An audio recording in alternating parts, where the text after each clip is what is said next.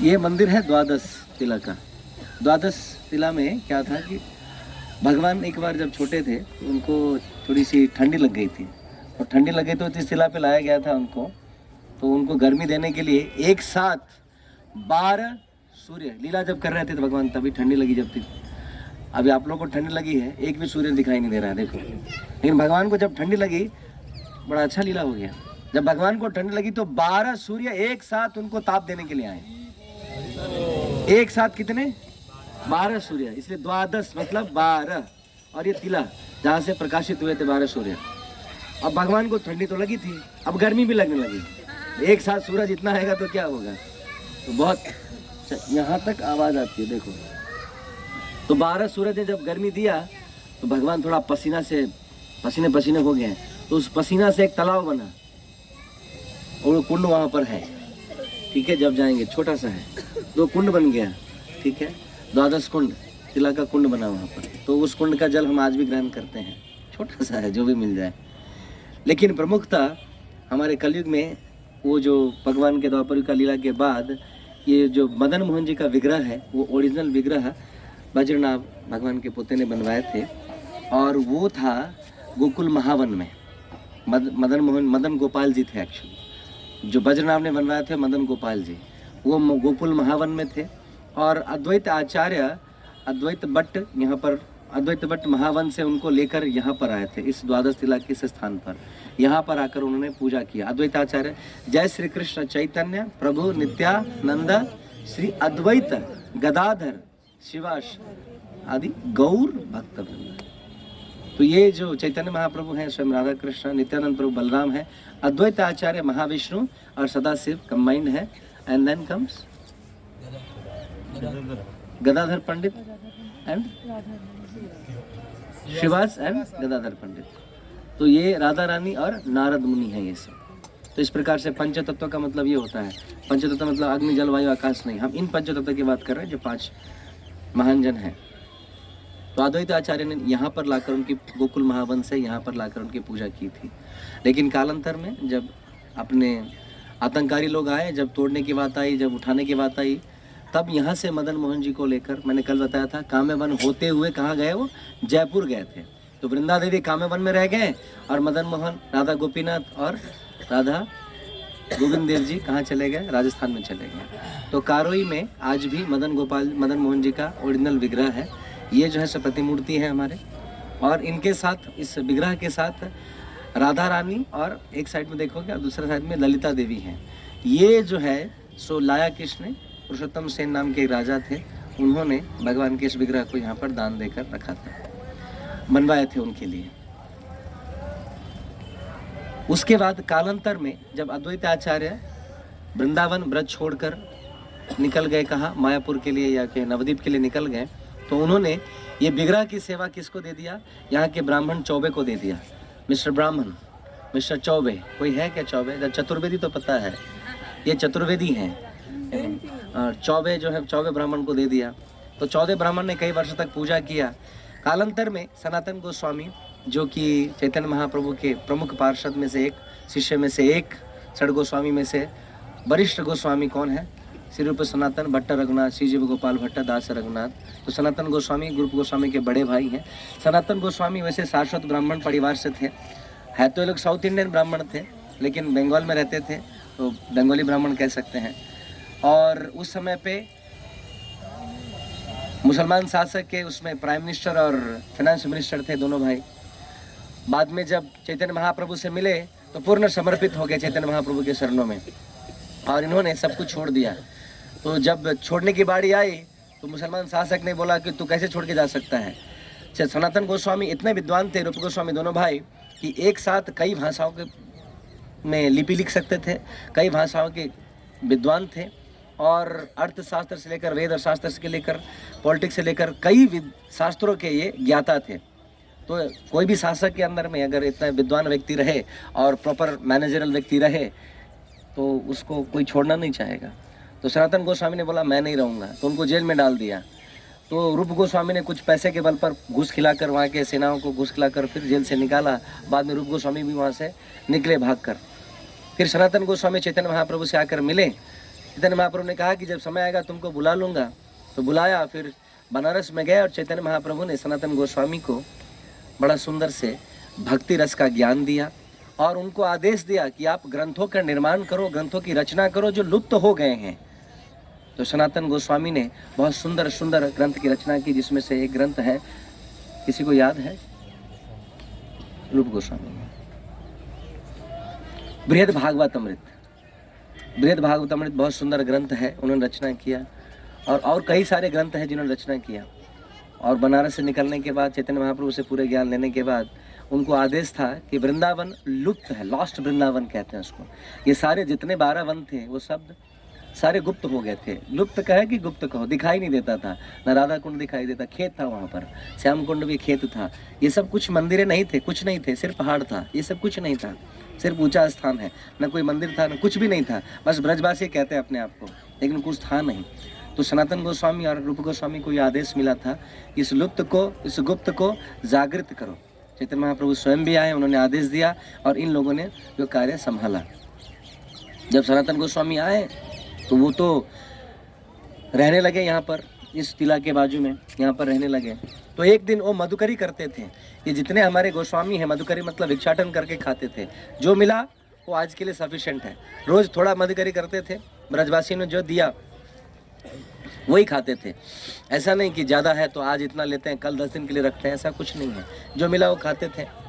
तो मथुरा जाते थे, आगे अन्य वन में जाते थे, जो मिला वो लेके आते थे और अपना काम चलाते थे। तो एक दिन मधुकरी करते करते इसी ब्राह्मण चौबे के घर में पहुंच गए और उन्होंने देखा कि राधा कृष्ण का, मदन गोपाल जी का विग्रह है और इस मदन गोपाल जी के विग्रह के साथ चौबे के जो ब्राह्मण है वो खेल रहा है, ऐसे जैसे कि ये बच्चे का दोस्त हो। मतलब बच्चे एक साथ खेलते हैं ना, वैसे विग्रह के साथ खेल रहा था। सनातन गोस्वामी देखते ही आग बबूला हो गए। ऐसा कैसे कर सकते तुम? भगवान है, कोई खिलौना थोड़ी है। खिलौना हो तो उसके साथ खेला जाता है, भगवान के साथ ऐसा थोड़ी हो सकता है। तुम लोग भगवान को खिलौने के साथ खेल रहे हो। तो भगवान ने उन बच्चों को, सनातन गोस्वामी ने उन बच्चों को भी डांटा और किसको डांटा? चौबे को भी डांटा कि तुम भारी अपराध कर रहे हो, तुम भगवान को इस तरह से कैसे ट्रीट कर सकते हो? तुम्हें पूजा अर्चना की विधि नहीं पता है, कैसे पूजा अर्चना करनी है, भगवान को कैसे संभाल के रखना है? तुम अपने आप को ब्राह्मण कहते हो। सनातन गोस्वामी को जितना भड़ास निकालना था निकाला और वहाँ से निकल पड़े। जब रात्रि हुई तो भड़ास भगवान ने निकाला। भगवान ने कहा, सनातन तुमने मेरे कीड़ा को, मेरे खेल को, मेरे आनंद को, मैं ब्रज में आया हूँ खेलने के लिए, आनंद लेने के लिए, अब तुमने मेरे आनंद को ही भंग कर दिया। मैं बच्चा हूँ, मुझे खेलने दे, मैं उनके साथ ही रम रहा था, तुमने सब कुछ पता भंग कर दिया। ब्राह्मण को डांट दिया, इधर ये डांटा और उधर चौबे को जाके बोला, देख चौबे, तेरे से जितना पूजा लेना था मैंने ले लिया, तूने जितना सेवा करना है कर दिया, धन्यवाद। अब मैं चाहता हूँ कि तू मुझे सौंप दे, किसको? एक गोस्वामी को सौंप दे, सनातन को दे दे, मैं उसके हाथ ही सेवा करूँगा। पूरा चौबे परिवार सदमे में चला गया। पूरा चौबे परिवार को लगा कि हमने गलती कर लिया है, भगवान की सेवा अच्छे से नहीं हुई है, हमारे बच्चे लोगों ने अपराध किया है, इसलिए भगवान नाराज हो गए हैं। अब भगवान से माफ़ी मांग लगे। इधर सनातन गोस्वामी भी सोच रहे हैं मैं माफ़ी मांगूं, इधर चौबे भी सोच रहे हैं माफ़ी मांगूं। भगवान ने दोनों को अलग अलग तरीके से समझाए। अब समझाने की विधि तो अपने अपने तरीके होते, लेकिन भगवान ने समझा दिया। फाइनली चौबे बड़ा, क्या कहते हैं इसको, भारी मन से सनातन गोस्वामी को क्या दिया? मदन गोपाल जी का विग्रह दिया। लेकिन लेते वक्त सनातन गोस्वामी ने एक ही शर्त कहा, मैं विग्रह तो ले रहा हूँ, लेकिन हे गोपाल ध्यान दे दो, मैं कौन हूँ? सन्यासी, मैं हूँ भिखारी भाई, मेरे पास कुछ नहीं है। जो मेरे पास रहेगा, इधर चौबे है, ब्राह्मण है, इसके पास पकवान बनते हैं, 56 भोग लगते हैं, हमारे पास कुछ नहीं है। मैं सूखा रोटी खाता हूँ, न नमक है, न दाल है, न मिर्ची है, कुछ चटा नहीं, कुछ पटा नहीं, नो चटपटा। तो जो रहेगा, जो दूंगा वही खाना पड़ेगा। कभी तुलसी जल से ही काम चलाना पड़ेगा, कभी गंगा जल दिया उसी से काम चलाना पड़ेगा। भगवान ने बोला ठीक है चलेंगे तुम्हारे साथ। भगवान हाँ बोल दिए। चौबे जी बड़ा रोते रोते दे दिए विग्रह को लेकर। यहीं पर सनातन गोस्वामी वदन कुटीर है, यहाँ पर सनातन गोस्वामी को लेकर आ गए, लेकर आए। मदन गोपाल जी की सेवा करते थे सनातन गोस्वामी। अब सन्यासी लोग क्या करेंगे सेवा, वो तो हरिनाम में ज़्यादा व्यस्त रहते हैं। देखो भगवान होते हुए भी हरिनाम करते हैं, उनको आदेश क्या मिला था? ग्रंथों की रचना। अब ग्रंथों की भी रचना करना है। प्रभुपाद जैसे करते थे, रात में 12 बजे उठते थे और मंगल आरती 4 बजे तक वो ग्रंथों की रचना करते थे, लिखते थे। अपने गुरु के आदेश को पूर्ति करने वाला व्यक्ति 70 साल की उम्र में 12 बजे उठने के बाद 4 घंटे केवल ग्रंथों की रचना करते थे। सोते कितने? 1.5 घंटे से 2 घंटे। 2 घंटा बहुत हो गया, 1.5 घंटे ही सोते थे चलो प्रभुपाद। ये ऐसे आचार्य होते हैं। ये कोई कलयुग की बात कह रहे, सतयुग द्वापर की बात नहीं, कलयुग की बात कर रहा हूँ मैं। तो सनातन गोस्वामी वैसे करते थे। रोज लेके आया, जो रोटी मिला, रोटी भी नहीं, सच पूछो तो आटा मिला, लिट्टी बनाया, आग में सेका, ए लो तुलसी डाल के, ए लो मदन गोपाल आज की भोज तुम्हारे लिए ये इतना ही है। अब ये कई दिनों तक प्रक्रिया चलती रही। बाद में मदन गोपाल जी बोले कि भैया, मदन मोहन जी बोले आपने ना चलवे है, ये रोज रोज तुम हमको सूखा रोटी खिला खिला के, कहाँ 56 भोग का ऐश्वर्य भोगने वाला, कहाँ वैकुंठ में राज करने वाला, ठीक है, लेकिन किसी घर से तो अच्छे खाना मिलते थे। तेरे पास जब से आया तो सूखा रोटी खिला रहा है, न सब्जी है न दाल है, कुछ चटपटा तो होनी चाहिए, कुछ भी नहीं तेरे पास, कुछ तो खिला। मदन मोहन जी को कहते हैं सनातन गोस्वामी, पहले कहा था मैंने, जो मेरे पास है वही दूंगा। अब आपको ये सब खिलाने के लिए मैं सन्यासी व्यक्ति, ज़्यादा मेहनत करना पड़ेगा, घर घर में ज़्यादा मांगना पड़ेगा। आज नमक मांग रहे हो, भगवान ने बोला ठीक है कुछ मत देना, कुछ तो थोड़ा सा नमक तो डाल दे उसमें।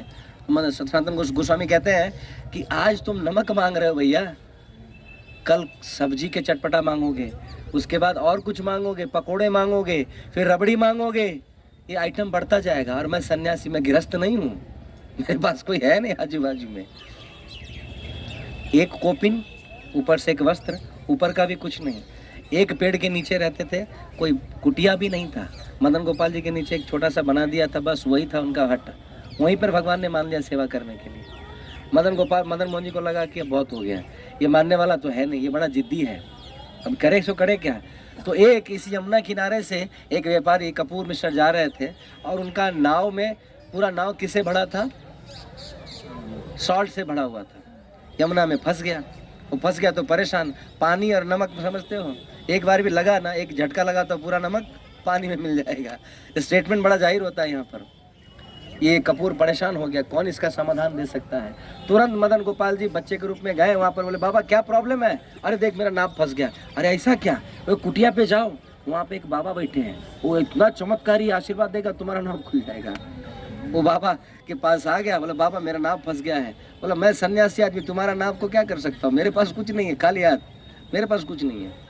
मिस्टर कपूर बड़ा परेशान। अरे बालक ने बोला आप ही कर सकते हो। बोला हाँ मैं कर सकता हूँ, लेकिन वो बालक ने जिसको बोला होगा मैं नहीं हूँ, वो अंदर बैठे हुए बालक कर सकता है, वो मदन मोहन के पास जाओ, वो कर सकते हैं शायद, प्रार्थना करो। जैसे मिस्टर कपूर वहाँ पर गया, प्रार्थना किया, नीचे देखा तो उसका नाव जो फंसा हुआ था वो निकल पड़ा। अब वो गया, नमक बेचा, खूब पैसा कमाया, और बेचने के बाद बोला बाबा तुम्हारे आशीर्वाद से तो मेरी नाव जो डूबती हुई थी, डूबती नैया को तूने बचा लिया था, अब मैं चाहता हूँ कुछ सेवा करूँ। बोला क्या सेवा करेगा? तो मैं भव्य मंदिर बनाना चाहता हूँ। तो उसी मिस्टर कपूर ने अनुदान लेकर, अनुदान मतलब अपने ही दान से, ये सुंदर भव्य मंदिर बनाया था, 5 मंजिला था। ये सुंदर भव्य मंदिर का निर्माण किया मदन मोहन जी की सेवा के लिए। बोलो मदन मोहन जी भगवान की जय, सनातन गोस्वामी पाद की जय, स्वर्ण गोस्वामी वृंद की जय। वहाँ से मदन मोहन जी की मंदिर के निर्माण हुआ, और फिर सेवा के लिए अन्य अन्य विभाजन सेवा बांटी गई थी, और फिर सेवा बहुत सुंदर से चलती रही। ये जो उच्च बहुत 5th फ्लोर बिल्डिंग था, इसको तोड़ दिया। आगरा से आपके शासकों के बेटी ने देखा कि एक दीपक जल रही थी, वहाँ पर दीपक जलते थे, तो देखा कि बड़ा ऊंचा स्थान पे आगरा के ताजमहल से दिख रहा है कोई, वहाँ से दिखाई देने वाला ज्योति था। बोला ये ज्योति कहाँ पे दिखाई देता है? पता लगाया सेनाओं से, गुप्तचरों से, तो पता चला एक मंदिर है, एक ऊंचा स्थान पे, इतना ऊंचा मंदिर है कि जहाँ की दीपक आगरा तक दिखाई देती है। बोला हमारे महल से ऊंचा हुआ है, असंभव, तुड़वा दो उसको। तो तुड़वा दिया गया, और तुड़वाने के बाद फिर से डाला गया, ऐसा नहीं कि नहीं डाला गया है, लेकिन फिर भी आज भी उतना बड़ा नहीं है ये मंदिर जितना होना चाहिए था। तो ये हाल हो गई मदन गोपाल जी का। कालांतर में मदन मोहन की सेवा करते करते करते करते गोवर्धन की परिक्रमा रोज करते थे सनातन गोस्वामी, तो उन्होंने अंतिम सांस गोवर्धन में ही लिया था। भक्त लोगों ने उनके पार्थिव शरीर को, उनके दिव्य शरीर को यहीं पे लाया, और नीचे है समाधि स्थल, वहाँ पे समाधिस्थ किया गया था। तो इस प्रकार से मदन मोहन जी यहाँ विराजमान है, लेकिन ओरिजिनल मदन मोहन की जो विग्रह है वो आज भी जयपुर में है। तो ये द्वादश तिला वो पवित्र स्थान है जहाँ पर भगवान के लिए सूर्य स्वयं ने प्रकाशित किया था